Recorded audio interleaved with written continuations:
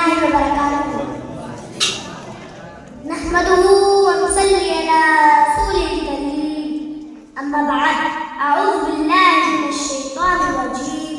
بسم الله الرحمن الرحيم. ألم نجعل له عينين ولسانا وشفتين وهديناه النجدين.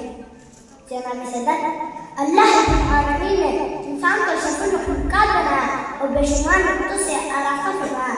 انسان جسم و زبان اللہ کی عظیم نعمت ہے، جس سے انسان ایک طرف تو بے شمار نعمتیں اٹھاتا ہے اور دوسری طرف اندھیری زبان حاصل کر پاتا ہے.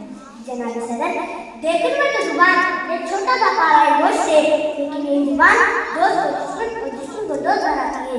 بڑی بات کو بگاڑتی اور بڑی بات کو سناتی ہے. روتوں کو ہنساتی تو کوئی حصوں کو بلاتی ہے. زبان کا شہر ہے.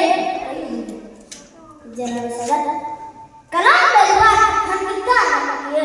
اس کی زبان پر چلے اسے تمام مال کی اصلاح جاتی ہے. جو شخص اپنی زبان کو کھلی چھوٹ دیتا ہے، شیطان سے ہلاکت کے کنارے پر لے جاتا ہے.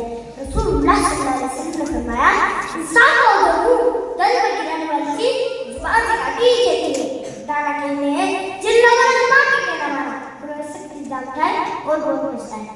کسی لوگوں نے فریبی اور مکار کہا، کسی نے غصان اور اوپر، کسی نے بدتمیز کہا تو کسی نے نماز.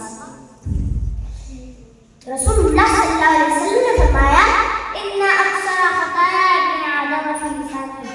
بے شک آپ کے بیٹے انسان زبان میں. آپ صلی اللہ علیہ وسلم نے ایک کو جگہ فرمایا، جو شخص مجھے اپنی شرمگاہ اور زبان کی ضمانت دے دے، از من له الجنہ، میں جنت کی ضمانت دے سکتا ہوں.